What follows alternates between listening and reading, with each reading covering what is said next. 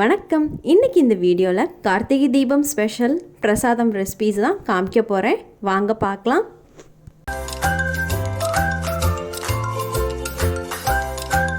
முதல்ல நம்ம ஸ்வீட் கார்த்திகை பொரி எப்படி பண்ணுறதுன்னு வாங்க பார்க்கலாம். இதை பண்ணுறதுக்கு கார்த்திகை பொரி நான் 1.5 கப்பு எடுத்திருக்கேன். 1.5 கப்பு கார்த்திகை பொரிக்கு 1/2 கப் அளவுக்கு வெல்லம், அடுத்து கொஞ்சமாக முந்திரி, கொஞ்சம் வெள்ளை எள்ளு, ஏலக்காய் தூள், பொட்டுக்கடலை, வறுத்த வேர்க்கடலை இதெல்லாம் எடுத்து வச்சுக்கோங்க. கடாய் சூடு பண்ணிவிட்டு முதல்ல வெல்லத்தை சேர்த்துக்கோங்க. 1/2 கப்பு வெல்லத்துக்கு 1/4 கப் அளவுக்கு தண்ணி சேர்த்துக்கோங்க. உருண்டை பாகு வர முடியும். நல்லா இதை கொதிக்க விடுங்க.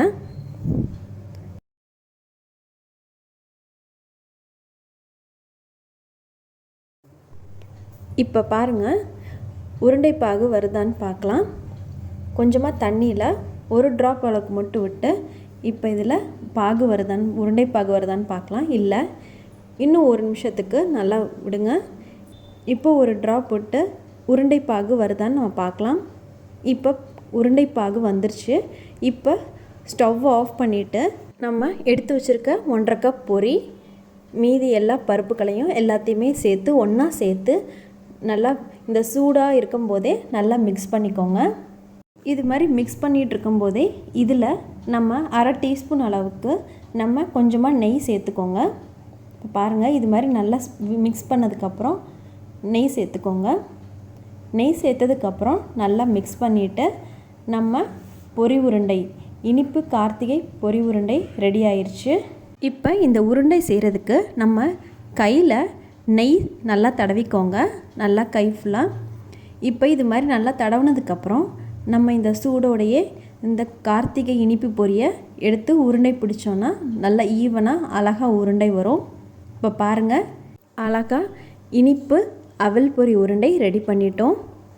இப்போ நம்ம அடுத்து காரப்பொரி எப்படி பண்ணுறதுன்னு, கார அவல் பொரி எப்படி பண்ணுறதுன்னு வாங்க பார்க்கலாம். இதுக்கு நான் 1 கப் அளவுக்கு கார்த்திகை பொரி எடுத்திருக்கேன். அடுத்து கொஞ்சமாக முந்திரி, கொஞ்சம் பொட்டுக்கடலை, கொஞ்சம் வறுத்த வேர்க்கடலை, கொஞ்சம் கருவேப்பிலை, 2 மோர் மிளகாய். இப்போ நம்ம செய்ய ஆரம்பிக்கலாம். கடாய் சூடானதும் 1 டேபிள் ஸ்பூன் அளவுக்கு தேங்காய் எண்ணெய் சேர்த்துக்கோங்க. 1/2 டீஸ்பூன் அளவுக்கு கடுகு சேர்த்துக்கோங்க. அடுத்து 1/4 டீஸ்பூன் அளவுக்கு பெருங்காயத்தூள். இப்போ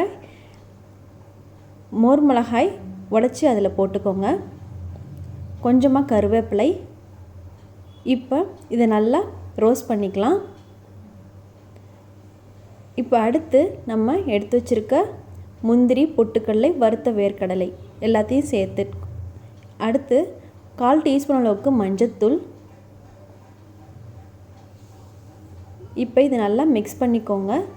இப்போ இதிலையே காரத்துக்கு நம்ம மோர் மிளகாய் சேர்த்துருந்தாலும் கொஞ்சமாக 1/2 டீஸ்பூன் அளவுக்கு நம்ம மிளகாய்த்தூளும் இதில் சேர்க்க போகிறோம். 1/4 டீஸ்பூன் அளவுக்கு மிளகாய்த்தூள் சேர்த்துக்கோங்க. அடுத்து இது நல்லா மிக்ஸ் பண்ணிக்கோங்க.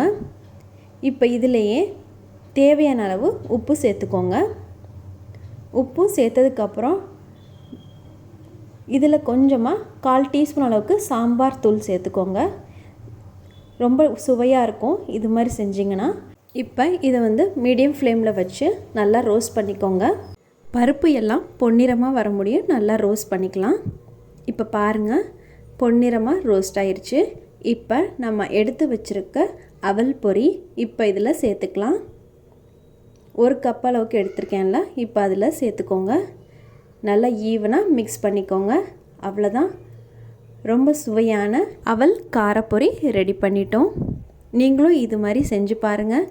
இந்த கார்த்திகை தீபம் ஸ்பெஷலுக்கு இந்த 2 பிரசாதம் ரெசிபீஸையும் ட்ரை பண்ணி பாருங்கள்.